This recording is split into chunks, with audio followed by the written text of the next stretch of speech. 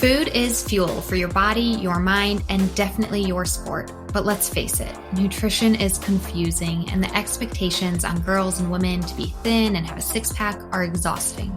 If you've ever been frustrated with your body, confused about nutrition, obsessed with eating healthy, or guilty when you don't, underate, overate, or overtrained, and overwhelmed with all the pressure, then this podcast is for you. Nutrition can be easy, you can take control of it, but it might start with letting go of control by asking for help and making a change. I'm Lindsay Elizabeth Cortez, sports dietitian and owner of Rise Up Nutrition, where I empower female athletes to overcome nutrition concerns and perform at their highest level, to stop being confused by all the mixed or harmful messages, and finally have confidence in your body as a fierce, fit, and fueled female athlete. Hi, fans. So I really wanted to address today's episode to be about diet culture, which is something I've definitely expressed in some past episodes, solo episodes, and I'm sure it's come up in conversation. But I wanted to dedicate this whole episode to it. And it's funny because it's not a topic that I like. In fact, even just the term diet culture kind of annoys me.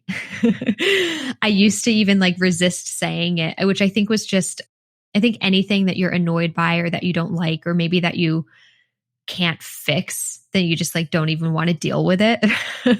I think that's a little bit of the frustration and why I don't like the term. But the reality is actually the more that I do use the term and help people be aware of what it is, the more it helps other people. So I think that this episode is important today.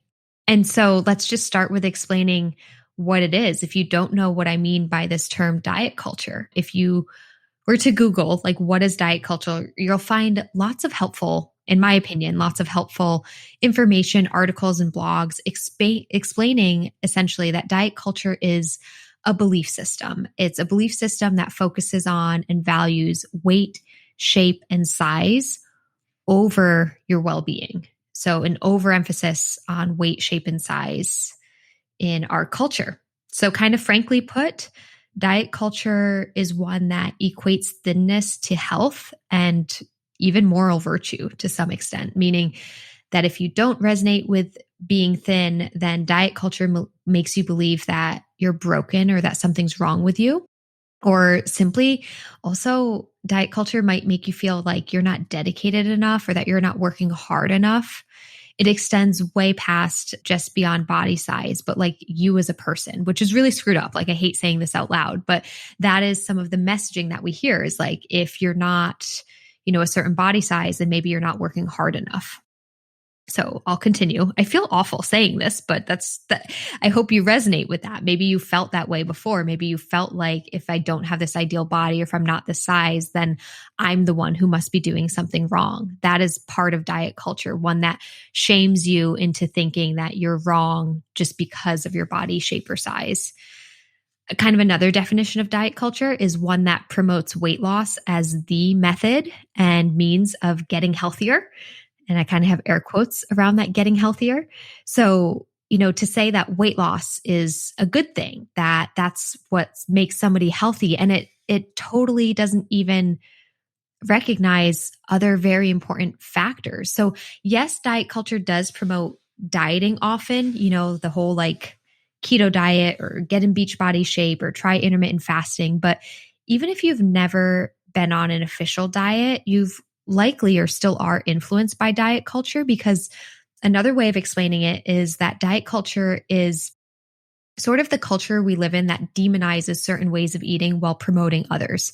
So maybe it's not a traditional diet, but it praises people for eating salads and lean proteins, and it shames people for having ice cream or white bread, right? That very good food, bad food type of relationship. And again, it's not just this is a good food, bad food, but you're a good person or a bad person for eating a certain way. That's messaging we hear from diet culture.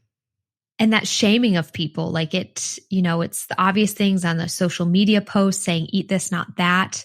But diet culture is also can be very prevalent in our day-to-day lives. Maybe it's a comment from an uncle at a holiday saying something like, you've got a lot of carbs on your plate. Do you really need all that? And it's just, maybe he didn't mean it to hurt you, but he said it, and it was put in our head that, oh, I'm not supposed to have that many carbs. So there's a lot of examples, and this is, a few different definitions of diet culture: overvaluing weight, shape, size, and thinness; diet culture promoting dieting as health or weight loss as health; diet culture demonizing certain foods and shaming people for eating certain foods. All of those are examples and definitions of diet culture. In my words, I kind of take the word diet culture to be like the literal translation, which is simply the culture of food and nutrition that we live in currently. And with that said, I'm in agreement with everything that I just said about diet culture, but that's probably if we're speaking specifically to the US, which I do know I have some international podcast listeners, outside the US. And so I am somebody who's based, born, raised in the US, and that is our diet culture. But, other societies, cultures, countries may have different diet cultures. And also it's something that's always changing, so for example, in Italy, just as an example, and I've never been to Italy, first and foremost. So if somebody wants to correct me on this, that's fine. But in Italy, they certainly don't demonize carbs and pasta the way that Americans have been recently.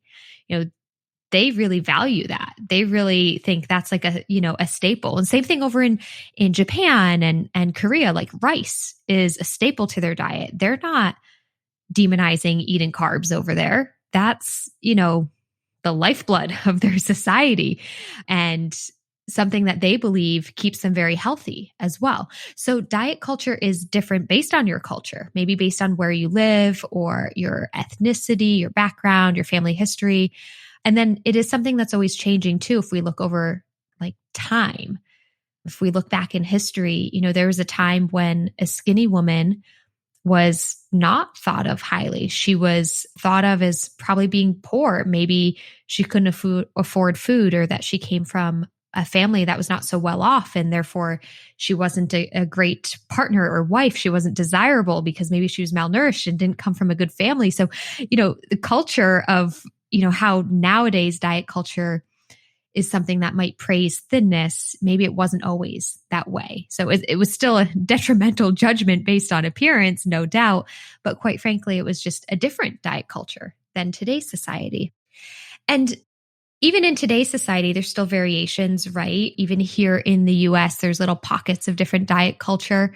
There is the population of people that were really affected by the 80s, 90s, and 2000s of dieting, of South Beach diet, of Beachbody, of Atkins. And so those are the people who are still really feeling like they need to go on a diet, or that dieting is a healthy thing. But I would say that the younger generation, I work with so many high school and college athletes, and a lot of these athletes, clients, and girls that I work with, they rarely go on diets. Some of them are even like, what's a diet? I might ask them that question from time to time. They're not really sure, like, well, what exactly do you mean by that? But that doesn't mean that they're not in diet culture. Their generation is of the generation that says kale chips are good and you should eat only whole grains, and, remove all processed foods and processed sugar from your diet. And therefore it creates dissonance, and they fear fast food and they fear sugar. And so that's still diet culture affecting them. Even if they don't feel like they're on a diet, if they're only eating whole grains and salad, they essentially are, right? And then there's different diet cultures within sport culture, how the diet culture in a running community is very different than a CrossFit community, right? CrossFitters might be counting macros and, always wanting more protein, whereas the runners sometimes are a little like not into the protein. They don't want to bulk up so much. And all of this is, by the way, not anything I'm supporting. I'm just saying, like, these are different diet cultures, even within sport culture, that you might be exposed to and influenced by. I hope that was insightful just to go over that, if that opens your eyes. So you're either like, oh my gosh, like I've never thought of this before. Or you're like, yeah, I know, Lindsay. The problem is, what do we do about it? Right. And it's hard. It's hard to know what to do about diet culture because, like I said, it is always changing. So I guess I do have that one hope when I think about how to fight diet culture. I am like, well, it's continually changing. It's morphed over the last 10 years. It's morphed over the last 30 years. It's morphed over the last 100 years. So it'll morph again. And if we can continue to just expose it, bring awareness to it, fight it, if we can continue to really embrace the meaning of health that extends so much further beyond weight, size, and shape, then I think, and I have hope that it will only get better. That's my belief. Maybe I'm being too optimistic, but I do believe that diet culture can get better. But it is important for us to keep fighting it off. And the reason actually that I was prompted to do this specific topic this week is funny enough because I found myself really fighting against diet culture. Get this, within my own darn Facebook group. So if you're in my Facebook group, it is free. It is open to the public. It is called that's Instagram, sorry. My Facebook group is just called Female Athlete Nutrition. You can search that and you can join today. It's got nearly 7,000 members currently. And myself and my assistant, Sam, we actually do, monitor. So we do approve every member that comes in. We have group rules and, the description of the group is listed there. And the posts, anybody can post anything, but we do approve it. So, we really try and keep this an open community. We're not trying to limit people from saying what they want, but we just hope that it's in line with our group rules. And so we are not a diety group. We're a female athlete nutrition group. So we are focusing on performance and fueling. And we're also very, very mindful of disordered eating, Red S, amenorrhea, female athlete triad. Reason being, because those are rampant in female athletes and in sport. I mean, I can go over the statistics 1,000 times, but it's like anywhere between 30 to 50% of female athletes struggle on some level with disordered eating or Red S, energy deficiency, female athlete triad, menstrual irregularities. So it's such a huge population, which is of our athlete population, which is why I think this community is so important for us to be mindful of that. And not even mindful. I mean, that's what my whole business is like founded on. That's what I do as a sports dietitian, as somebody who helps female athletes, as I help them overcome disordered eating, specifically anywhere on that spectrum that might be. And within that too, even if you don't resonate with disordered eating, energy deficiency, all the stuff I just listed, the other 50% of female athletes are most likely influenced by diet culture because we all are in some way, shape, or form.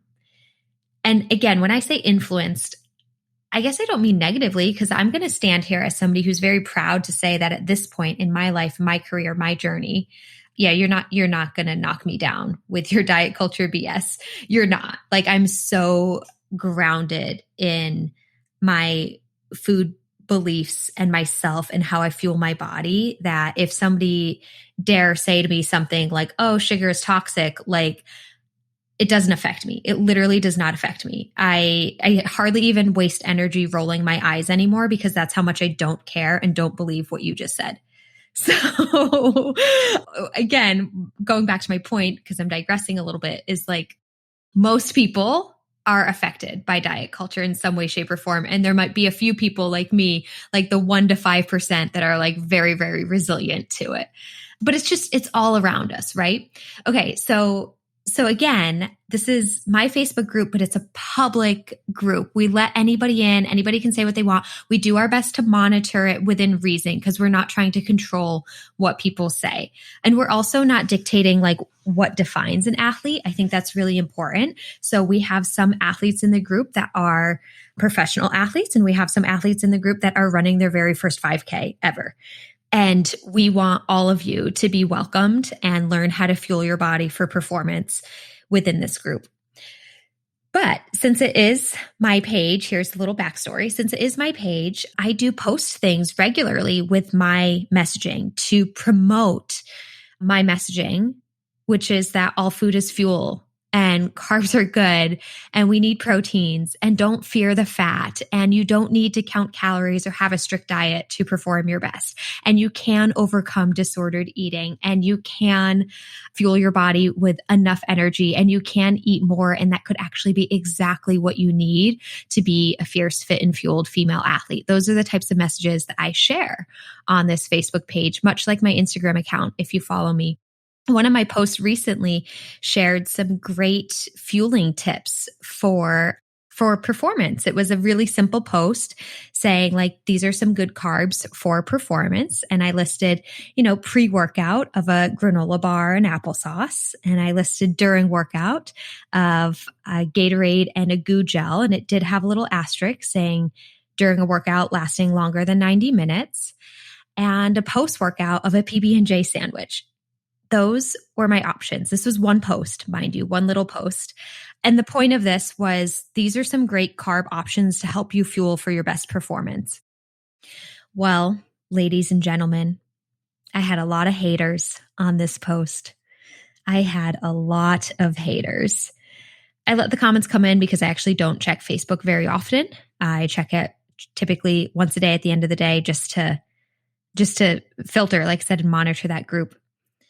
And so what was the hate, you might be asking? And you can join the group if you want to, but I'm going to tell you. The hate basically was, I can't believe you're a dietitian and you're recommending so much sugar. Wow, that's a lot of processed food. Don't you have any non-processed, lower sugar items to recommend? Some comments even went so far as to suggest that I'm doing a disservice to the athletes that I'm trying to reach by suggesting such foods. Some comments specifically targeted, the sports drink, a Gatorade and a goo gel, as being pure sugar, toxic for the body. What were some of the other comments? Some comments even went to the extent of mentioning my personal body size and saying that this was misleading to promote such foods when, somebody who looks the way I do, probably doesn't eat that way. Or I'm not exactly sure what they were saying, but they were basically saying it was misleading to have a picture of me and those foods next to it, because that, might lead people down the wrong path to think that that's healthy. Yeah. So it was a lot of anti-sugar, anti-processed foods. And there was a little bit of the weight and body size stigma associated with that as well. I'm wondering, as you guys are listening to this podcast, are you getting angry? Are you getting angry with me or for me? Are you getting annoyed at these types of comments, or are you agreeing? I wonder if you're agreeing as well. You might be saying, yeah, I can't believe a dietitian's recommending Gatorade, just like many of the people commented. So again, just to circle this back to diet culture, this is a prime example of diet culture being so loud and so obvious, is that when one person says eat carbs for performance, 50 people shame that, demonize that, say that's bad, shame me for even suggesting that. That is the problem with diet culture. So, when it comes to social media and being a business owner, I should say this first. I had a really great business coach who told me one time, if you aren't getting anybody mad, then you're doing something wrong. Which at the time that this coach told me that, I think I was sensitive to it. And I was like, I don't want to upset anybody. Like, I want people to like me. And that's the whole point, is that if you're always saying things for people to like you, then you're not always saying the truth or speaking your truth.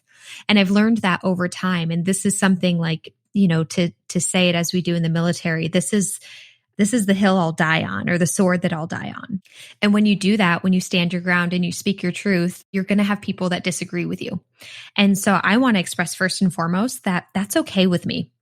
I'm okay if not everybody likes me. I'm okay if not everybody agrees with my message. And I'm okay if my way of doing nutrition and dietetics isn't the right thing for you. I'm really, really okay with that, because I'm 100% confident that my message, my mission, and what I'm doing with nutrition is helping so many people. Like, I'm 100% confident. So if it doesn't help you, I'm okay with that, because it's helping 100 other people. That's how confident I am. I hope I'm not sounding really I hope I'm not sounding really like conceited in this episode here, but I want you to know how passionate I am about this.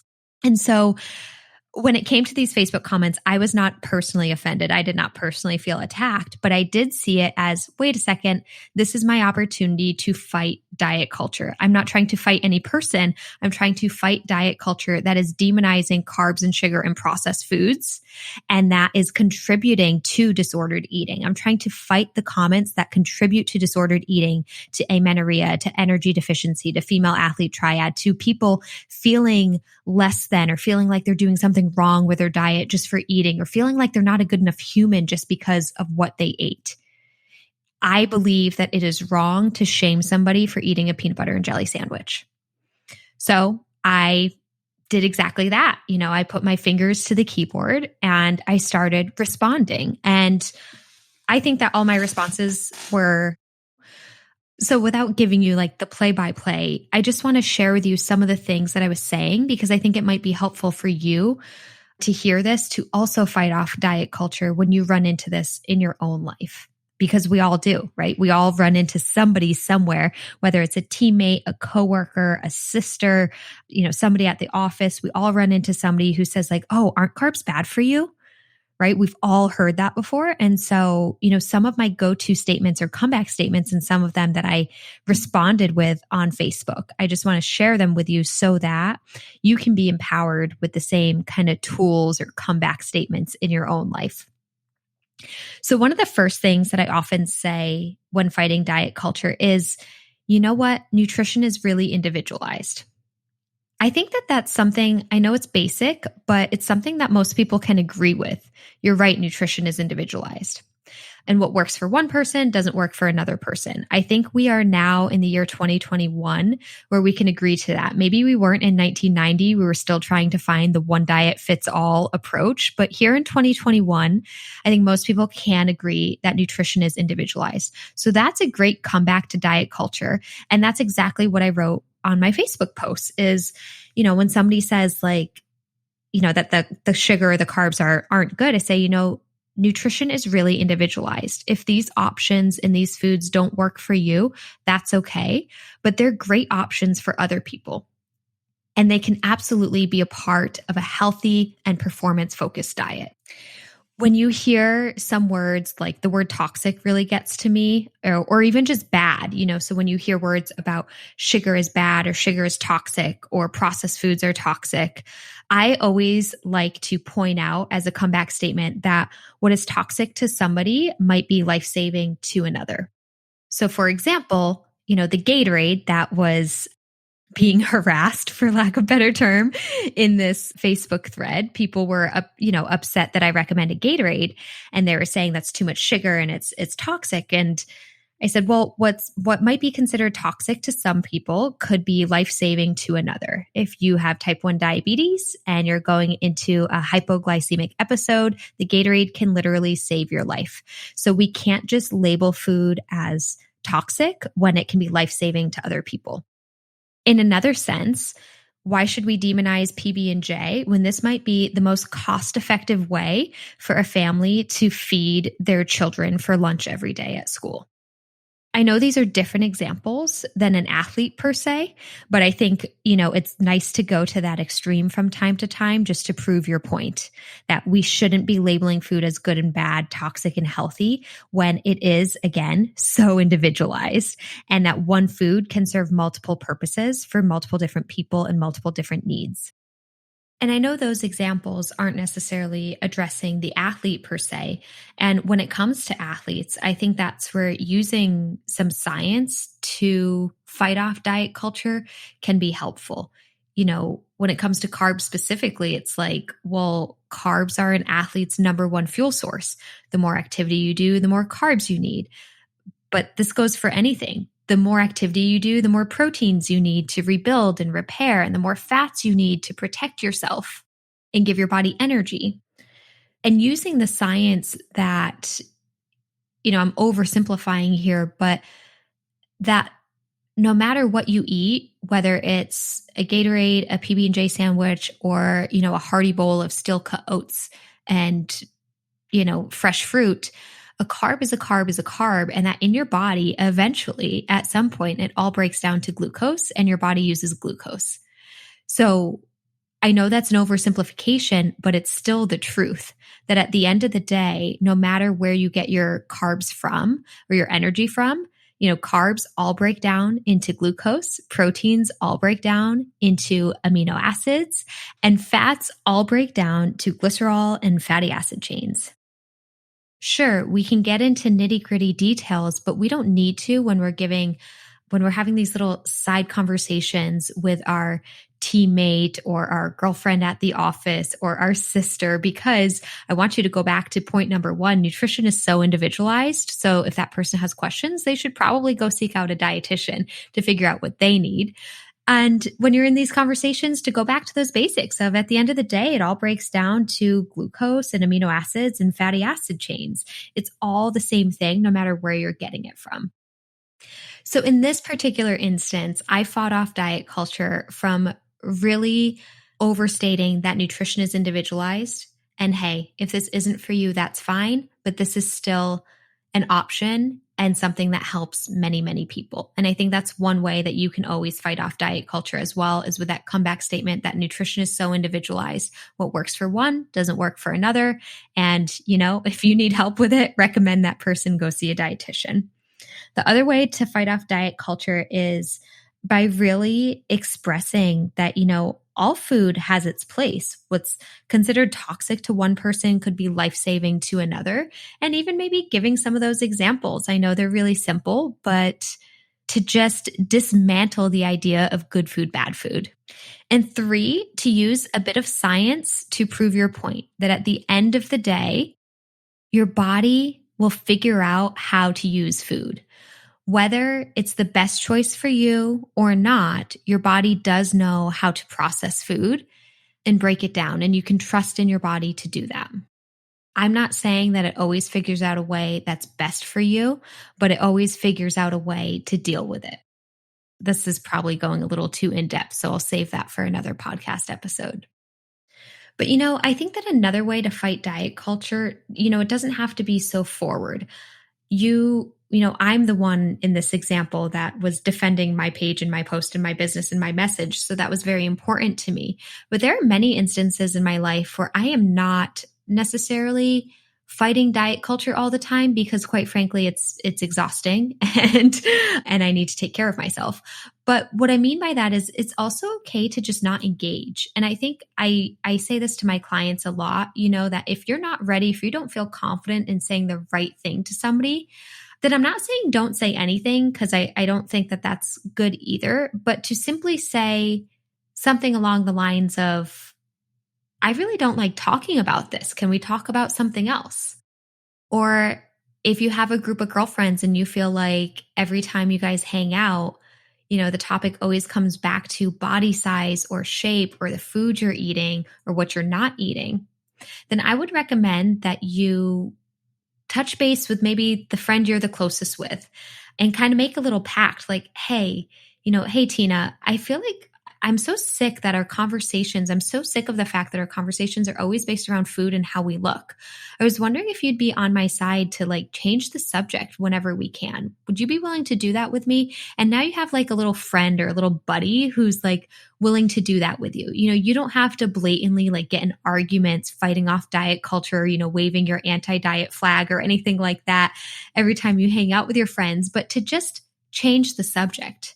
And to disengage. It's not silently sitting by and letting everybody else continue the conversation and you continue to, hear it and absorb it and be annoyed and frustrated by it, but instead literally changing the subject, making it known. I don't like talking about this. This isn't fun. This is boring. Can we talk about something else? And if you can, in your circle of friends or your team that you're noticing this happening a lot, I think if you can find, a good buddy or a friend that can kind of be your partner in crime in this, I think that's really helpful too. So part of fighting diet culture is absolutely not engaging in it. That's a really important part of it. And then if you do engage, that's where going off of the premises or the recommendations of, a quick comeback statement. Nutrition's so individualized. Or, maybe you should go find a dietitian if you have so much interest in nutrition. Fighting off, just giving examples of what food is good for one person may not be for another. And so just kind of validating that individualized and personalized need and dismantling the good food, bad food conversation. And last, really embracing your needs as an athlete and using science to help you out.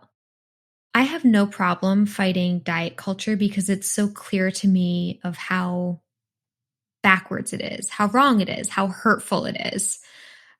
So I'm happy to fight it off because I am so grounded in my beliefs and opinions about food. And actually, even as I'm saying that, I'm like, it's not just my beliefs and opinions. I think it really is backed by science and evidence-based science. And that's why I'm so grounded in it. It's not just like that I believe that carbs are good. It's like I have proof that carbs are good. And I have proof that carbs are good for everybody on some level, in some situations, and for many people in all situations, right? Like when you have that scientific proof and knowledge, you just don't give in to the ridiculousness that surrounds our diet culture. And so the last way that I want to recommend to all of you to fight diet culture is to learn this for yourself, right?